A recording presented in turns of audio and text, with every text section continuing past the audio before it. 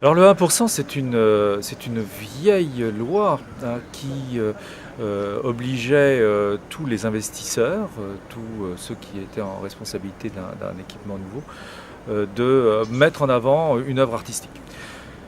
C'est une œuvre aussi, enfin, c'est une loi qui a perdu un peu de sa mise en œuvre, pas de sa pertinence.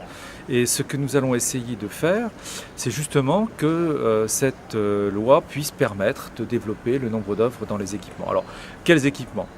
Les lycées, bien sûr. Et les lycées, puisque les lycées sont de la responsabilité de la région en termes d'investissement, et notre PPI, qui est de plus de 400 millions d'euros, doit permettre ça, établissement par établissement. Alors, tout le problème est de savoir comment faire. Le comité qui va être mis en place sera un comité de méthode qui permettra aux uns et aux autres de ne pas faire d'impair. Car souvent, ceux qui ont à choisir des œuvres sont inquiets. Quelle œuvre plutôt qu'une autre? Quel artiste plutôt qu'un autre? Quel est celui qui aura le plus de justification? Somme toute, c'est toujours un peu compliqué. Donc le comité, c'est un comité, au fond, pour mettre en place une méthode qui nous permettra de faire les moins mauvais choix et de faire à ceux qui ont à choisir les moins mauvais choix. C'est un peu comme ça qu'on va voir.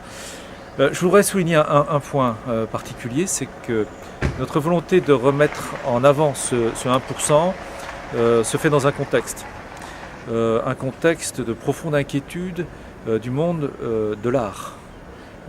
Beaucoup d'artistes sont aujourd'hui frappés de plein fouet par la baisse des commandes, par la difficulté des gens à acheter des œuvres et tout simplement s'interrogent sur leur raison d'être, même dans une société qui leur fait peu de place.